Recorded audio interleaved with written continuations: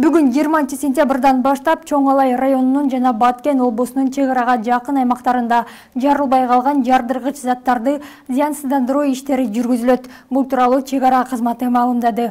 Миналардан тазалоо иштери жүргүзүлө турган жерлер курчоого алынып, кайтарууга алынат.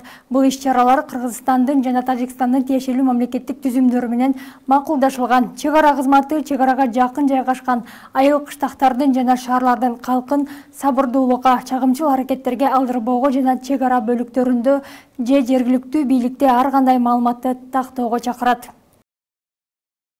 Баткендеги тажик тарап жардырган 36 метрлик көпүрө калыбына келтирилип, жол унаа каттамы үчүн ачылды. Бул тууралуу чек ара кызматынан билдиришти. Маалыматка ылайык, Көкташ Аксай Тамдык унаа жолунун 7-чакырымындагы Дача чайхана жолу тилкесинде 36 метрлик көпүрө унаалар үчүн ачык. Көпүрөнү калыбына келтирүү үчүн 7 дана атайын техника тартылган. Бүгүнкү күндө жүк ташуучу жана жеңил унаалардын убактылуу өтүүсү камсыздалган. Бүгүн 20 сентябрга карата саламаттыкты сактоо уюмдарына жаткырылган жабырлануучулардын саны 185 адамды түздү. Анын ичинен 21 жабырлануучу амбулатордук дарылоого жөнөтүлдү. Бул тууралуу саламаттыкты сактоо министрлигинин маалымат кызматынан билдиришти. Маалыматка ылайык, ооруканаларда жалпысынан 164 адам дарылануусун улантууда. Баткен облусунун саламаттык сактоо уюмдарында 60 жабырлануучу дарылоодон өтүүдө. 104 адам Бишкек жана Ош шаарларынын саламаттык сактоо уюмдарына которулду. Бардык жабырлануучуларга керектүү медициналык жардам көрсөтүлүп, кандын компоненттери, дары-дармектер жана медициналык буюмдар жетиштүү экендиги айтылат. 20 сентябрга карата Баткен облусуна 775 677 тонна гуманитардык жардам жеткирилди. Бул тууралуу бүгүн Өзгөчө кырдаалдар министрлигинин куткаруучуларды даярдоо мамлекеттик борборунун башчысы Рыспек Жолдошбаев маалымат жыйында билдирди. Аймактагы жабыркаган жарандарга, муктаждарга, эвакуацияланган калкка топтолгон гуманитардык жардамдарды жеткирүү, кабыл алуу боюнча иштер күнү-түнү активдүү аткарылууда. Баткен облусуна жалпысынан 775 677 тонна жардам келип түштү. Анын 610 000 тоннасы ар бир райондорго, ар бир айыл өкмөттөргө жеткирилүүдө. Эвакуацияланган жарандарды убактылуу жайларга жайгаштыруу, аларды 3 мал тамак менен камсыздап, балдар үчүн күнүмдүк гигиеналык каражаттарды бөлүштүрүп беришүүдө. Мындан сырткары, штабтын башчысынын чечими чыккан күндөн тартып, жарандар туруктуу жашаган үйлөрүнө көчүрүлөт. Жогорку кеңештин депутаты Дастан Бекешев коңшу Тажикстандын президенти Эмомали Рахмондон Бишкектин ардактуу атуулуу намын алып салууну сунуштады. Бул тууралуу депутат социалдык тармактагы баракчасына жазды. Эмомали Рахмонго Бишкек шаарынын ардактуу атуулуу намын ыйгаруу боюнча токтомду жокко чыгаруу жана Кара Дарыя көчөсүнө баатырларча курман болгон Эламан Урайымовдун ысымын ыйгаруу өтүнүчү менен шаар мэрине жана Бишкек шаардык кеңештин депутаттарына кайрылам деп жазган Бекешев. Белгилей кетсек, Тажикстандын президенти Эмомали Рахмонго Бишкектин ардактуу атуулуу наамы 1999 жылы ыйгарылган. Ошол кезде Бишкек шаарынын мэри Феликс Кулов болчу. Сыйлык тапшыруу аземине ошол кездеги президент Аскар Акаев дагы катышкан. Экс-президент Аскар Акаев коңшу Тажикстандын Кыргызстанга куралдуу кол салуусунан улам өлкө элине кайрылуу жасады. Ал кайрылуусун чек арада курман болгон баатырларга тазим кылуу менен баштады. Ошондой эле Акаев кыргыз элин ынтымакка жана биримдикке, коомдук саясий стабилдүүлүктү сактоого чакырды.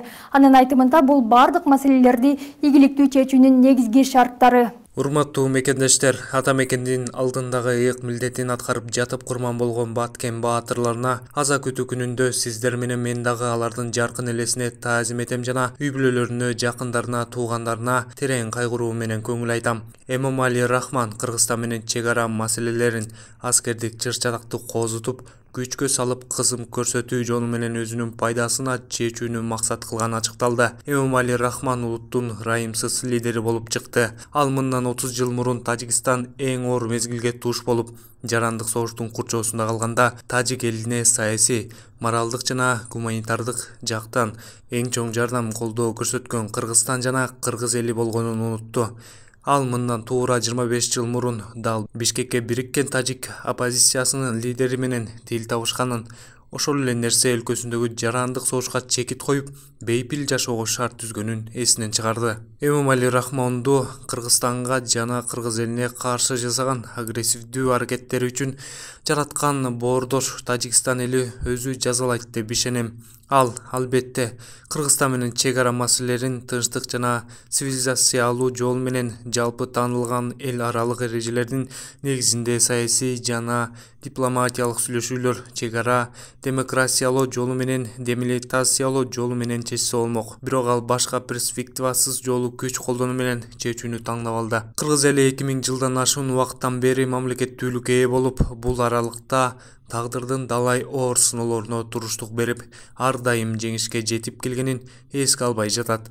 Сиздерге кайрылуумду, биздин ишибиз адилет, жеңиш биздики болот деген белгилүү формула менен аяктагым келет. Президент Садыр Жапаров Бириккен Улуттар уюмунун башкы ассамблеясынын 77 сессиясынын жалпы дебаттарына катышуу үчүн Нью-Йорк шаарына барды. Өлкө башчы бир катар жолугушууларда болот дешет президенттик администрациядан. Маалым болгондой, Бириккен Улуттар уюмунун башкы ассамблеясынын жалпы дебаттарында Садыр Жапаров сөз сүйлөп, Бириккен Улуттар уюмунун башкы катчысы менен жолугушат. Ошондой эле бир катар жогорку деңгээлдеги жолугушууларды өткөрөт. Бүгүн 20 сентябрда эркин күрөш боюнча улуттук курама команда дүйнө чемпионатынан кайтып келди. Бул тууралуу Маданият, маалымат, спорт жана жаштар саясаты министрлигинен билдиришти. Курама команданы Маданият, маалымат, спорт жана жаштар саясаты министринин орун басары, дене тарбия жана спорт департаментинин директору Канат Шабданбаев, күрөш федерациясынын өкүлдөрү, спортчулардын жакындары жана күйөрмандары тосуп алды. Алгач спортчулар Баткендеги шейит кеткен жоокерлерге Куран окуп, алардын мекен үчүн кылган эрдигин эскеришти. Белгилей кетсек, учурдагы кырдаалдан улам атайын тосуп алуу аземинин концерттик программасы жана маалымат жыйын өткөрүлгөн жок. Орусиянын Новокузнецк шаарынан Санкт-Петербург шаарына учуп бара жаткан учактын командири өзүн жаман сезгендиктен улам учак Омск шаарына авариялык конууга мажбур болду. Бул тууралуу Орусиянын жергиликтүү басылмалары жазышты. Маалыматка ылайык, учуу учурунда учактын командири өзүн жаман сезген. Учакты Омск шаарына кондурууну чечип, экинчи учкуч башкарууну колго алып, лайнерди кондурган. Аларды аэропортто тез жардам кызматы күтүп турган. Тез жардам кызматы дароо учакка барып, тилекке каршы учкуч учакта эле каза болгондугун билдиришкен.